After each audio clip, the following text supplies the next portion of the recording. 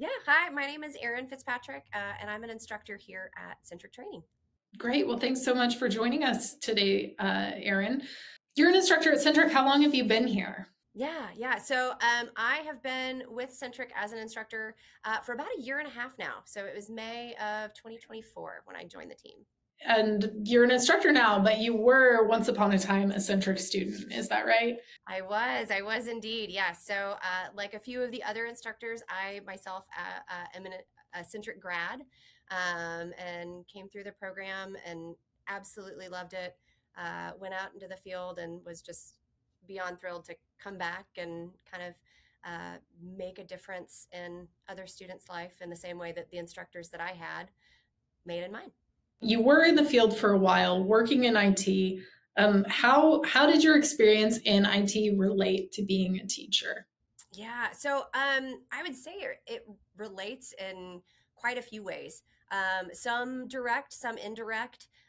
So it relates in that I was able to go out and put into practice the things that I was learning about, the technical skills that I learned about when I was a student myself, that then I can bring back and share with my students, give them real world examples of the topics and things that we're discussing in the classroom. So that definitely gives myself and the other instructors a leg up because we have experienced a lot of issues firsthand in the field.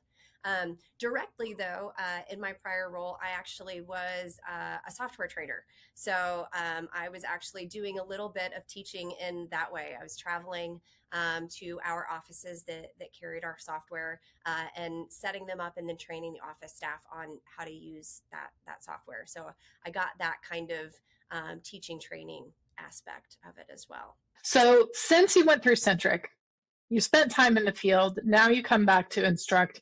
Has the curriculum at Centric changed much in that time? Have you found that it's updated or that it's different? Are there new approaches? Yeah. So it has, and that is kind of one of the cool things about our school and our program. We have the ability to adapt as the technology changes, and as I'm sure everybody knows, that happens frequently and sometimes without notice. So yeah, we've definitely I've noticed some changes from being a student to being a staff member for sure. Even just in that small window of time from when I graduated to when I came back. I do feel, I've talked to Andrew, the instructor, last time. I've talked with Russ and Becky kind of on the difference between college and Centric. And one thing that seems to ring true over and over is that the curriculum gets updated. It's not something that takes years and has to pass like a board approval or anything like that. When the technology is updated, the curriculum at Centric is updated. So I find it interesting, just to ask, you were in the program a while ago. How were you able to pivot? And it sounds like you did that by working in the field and really understanding what that's like. But I want to step back a little bit. What were you doing before you did the training at Centric? Yeah. So directly before starting my training at Centric, I was working in the front office of a dental office. So nothing really, considered IT related, but in all of my jobs, prior to coming to Centric, I had always kind of worked on computers and felt like I had a little bit of a knack for those. But yeah, I was in the front office of a dental office. So I was kind of doing those admin tasks. So claiming or filing claims, processing payments, scheduling appointments, kind of just all of those general office tasks. And prior to that, I kind of bounced around and did, really everything from retail to real estate. I've got three kids, and so at that time, my focus was more on being available for class parties and PTA meetings, and so it's kind of full-time mom, part-time employee. So being a mom, how did that work out going to school at Centric? I know, it's quite a lot of work in a short period of time. How did you manage that? It is, but that's kind of the beauty of it. The timing of the program, the fact that it's only 16 weeks long, as opposed to something that's longer, more drawn out, that's going to take you 2 to 4 years to get through. You kind of have that mentality going in it. Okay, I do need to, really buckle down and focus for these 16 weeks. But when I look at the big picture, the grand scheme of things, that's really just kind of a blip on the radar. I mean, that's like a quarter of the school year, of the traditional school year. So, I was in and out of the program before my kids had even moved up a grade level at that point.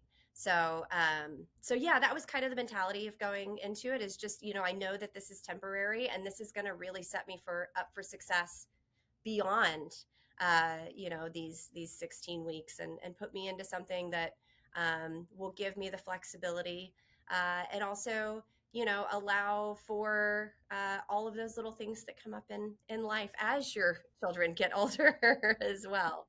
So flexibility, that's a huge benefit, but why IT in general? What drew you to this field? Yeah. So it's funny. This is a question we ask our students all the time, and it's one of my things that I really enjoy hearing their answers on, because they come from such a broad spectrum. So I was never a gamer, or anything like that. Uh, like I mentioned, I had always kind of worked on a computer for every job that I had, whether that be like a POS system, or at the dental office, or when I was doing contracting and compliance in real estate, and I was doing a little bit of like internal marketing as well. And so kind of always working on computers, with computers, and so I felt like I had developed a pretty good knack for troubleshooting issues as they arose. Specifically at the dental office that I was at, it was a very small office, so we didn't have dedicated IT support. So if something arose, I was on the front line to fix it, and I felt like that was something that kind of came naturally to me. Plus, I am just kind of a natural like puzzle lover. Anyways, I love a good riddle. I love a good mystery, and so knowing that, and the time that I spent troubleshooting those issues, I got kind of interested in the systems behind the software that I was running, and the computer that I was working with, and those sorts of things. And I also have always known in the back of my head that IT and cybersecurity is really the direction that our world is moving in. All of our systems are dependent on IT infrastructure at this point, and it's only going to continue to be that way. And so, in order to kind of get myself that in that arena, was something that interested me as well. And of course, the ads on the radio, right? Really. Of course, of course. When I was talking to Russ earlier, I was like, well, probably most people in Kansas City know who you are because that radio ads say, call Russ. 100%, 100%. Yes, 100%. Yeah, I was a 96.5 The Buzz listener back before they were sports, right? When it was still The Buzz. And yeah, hearing the ads on the radio about calling Russ, and um, it just so happened that about the time that I started thinking about making the transition, I found out that the dentists that I was working with were retiring. And it put me at a crossroads. And it was like, okay, well, yes, I could go work at another dental practice, but is that really what I want to do for the rest of my life? Is that where I want my career to be? And it just wasn't. And so I'd been hearing the ads on the radio, and just knowing the interest that I had. Like the others, I called Russ. I answered that siren song, and and yeah, it was. I've said it many, many times. Hands down, the best decision I've ever, one of the best decisions I've ever made. That's great. That's great. So you got into IT. Obviously, it's a very fast growing field. But something brought you back to teaching. Can you talk a little bit about why you enjoy teaching? What are some of the highlights of your experience as a teacher, and how does that keep you connected to the IT world? Yeah. So I will say, as a student, I found the instructors that I had here at Centriq extremely inspiring. They all were so passionate about what they were talking about and so knowledgeable. And so, even as a student, that kind of started getting my wheels turning of like, this would be a really cool environment to have a career in, just to have the opportunity to have a similar impact in others' lives, and just the culture of always growing, always learning, always finding out more. Like we talked about, the curriculum, the topics that we teach are always changing to kind of keep up with the way that technology is going.